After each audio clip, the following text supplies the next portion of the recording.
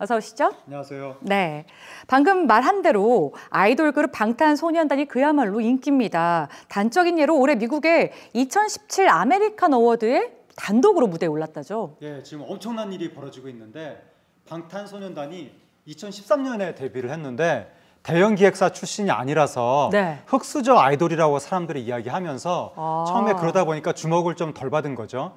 그래서 2015년에 들어서서야 국내에서 음악방송 1위를 했는데 네. 근데 당시에 해외에서 특히 서구권에서 굉장히 어떤 열기가 나타나는 겁니다. 그래서 이게 무슨 일이냐 했었는데 2016년에 그 열기가 더 강해지더니 급기야 올해 2017년에 들어서서는 그 서구권에서 제일 유명한 아이돌이 저스틴 비버인데 예. 저스틴 비버를 밀어내고 빌보드 음악상의 톱 소셜 아티스트 상을 방탄소년단이 와. 받았고 그리고 방금 말씀하신 대로 예. 아메리칸 뮤직상 시상식에 방탄소년단이 무대에 올랐는데 2012년에 싸이 씨가 여기 무대에 올랐었습니다. 예. 근데 그때는 공동 무대였는데 이번엔 방탄소년단이 단독 무대로 올랐고 싸이 씨가 여기 무대에 오를 당시에 이런 일이 앞으로 또 있겠느냐 설마 그런 생각했었는데 불과 5년 만에 그 한국 사람이 그 무대에 오르는 모습을 이번에 다시 보게 된 겁니다.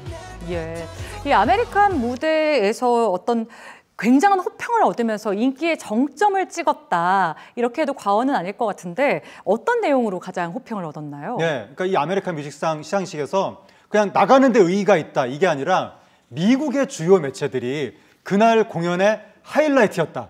방탄소년단 공연이 이런 평가를 내놓고 있고 그 공연하고 나서 구글의 트렌드 검색어 1위에 예. 올랐고 그 다음에 전 세계에서 그 트윗이 하도 많이 돼가지고 그 트윗에 제일 많이 언급된 그룹으로 기네스북에 등재가 됐고 예. 그리고 그 이후에 그 마이크 드롭이라는 신곡이 나왔는데 미국을 비롯한 세계 60여 개국 아이튠즈 차트에서 싱글 1위에 올랐습니다. 예. 그래서 이게 실화냐?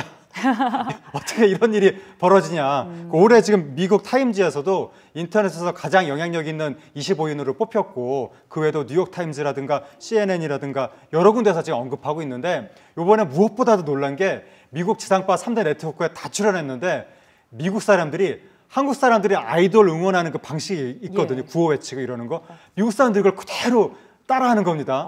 그래서 야 이런 광경을 우리가 실제로 보게 될 줄이야. 그러니까 엄청난 일이 지금 벌어지고 있습니다. 어떻게 보면 팬덤 문화도 한류를 형성했다 이렇게 볼 수 있을 것 같네요. 네.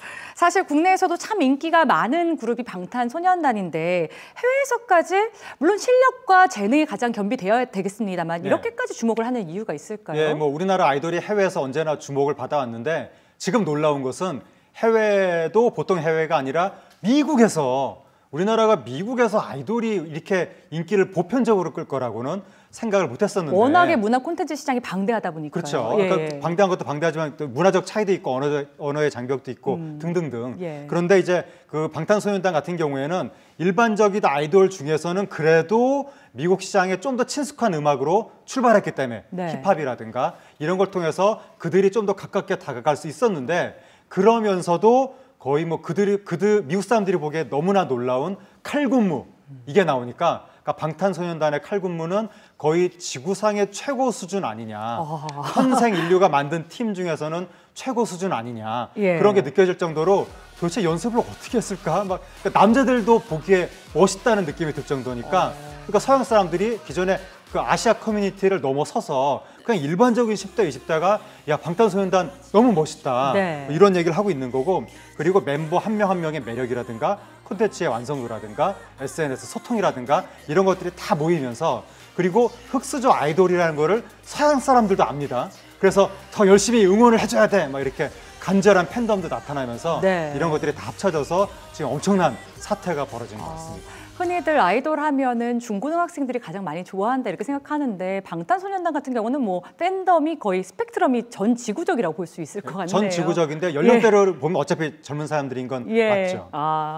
자, 우리나라 대중음악의 해외 진출을 얘기할 때 방금 평론가님께서도 얘기하셨지만 싸이 씨의 강남 스타일을 빼놓고 얘기할 수가 없어요. 네. 하지만 당시의 문화적 흐름과 지금의 차이가 있다면 어떤 게 있을까요? 싸이 씨 때가 한국인의 최고점이라고 생각을 했었는데 근데 그때는 한 개인의 우연한 사태였고 이번은 방탄소년단은 한국 아이돌 산업이 기획을 한 것이기 때문에 네. 그 좀 산업적 의미가 다른 거죠. 그러니까 방탄소년단이 한국 아이돌의 특징을 가지고 있기 때문에 방탄소년단을 통해서 서구에 우리나라 아이돌을 보는 시각이 더 달라질 수 있다. 그러니까 한국 K-팝 산업의 전후방 파급 효과가 나타날 수 있다는 거. 네네. 그리고 이제 강남스타일은 한 곡의 어떤 이벤트성이 강했다면 이번에는 강렬한 팬덤이 나타나고 있기 때문에 사태 자체의 지속성이 다를 수 있다. 그리고 강남스타일 때는 싸이 씨가 좀 이렇게 우스꽝스러운 캐릭터로 인기를 얻었는데 그게 한국 남성이 서구 사람들한테 인정받는 최고 수준일 거다. 우스꽝스러운 캐릭터 이상을 못 넘어갈 것이다. 이렇게 생각을 했었는데 이번에 방탄소년단이 멋있는 아이돌 이미지로 예. 인기를 얻으면서 한국 남성이 서구 사람들한테 멋있다는 느낌을 받게 되는 날이 이렇게 빨리 올 줄은 몰랐는데 그러니까 이런 것을 통해서 뭔가 이 전 세계인들이 한국인을 바라보는 시각이라든가 한류를 바라보는 시각이라든가 이런 것들이 뭐 완전히 바뀐 건 아니겠지만 서서히 바뀌기 시작하는 하나의 중요한 문화적인 사건이 될 것으로 보입니다. 네, 동서양의 문화적 경계성이 허물어질 수 있는 계기가 또 마련된 게 아닌가 이런 생각이 들어요. 네. 올해로 한류 20주년이라고 하는데 이번 일을 계기로 새로운 한류의 지평을 열어갈 수 있는 가능성이 확대됐으면 하는 바람입니다. 네. 오늘 말씀 잘 들었습니다. 감사합니다.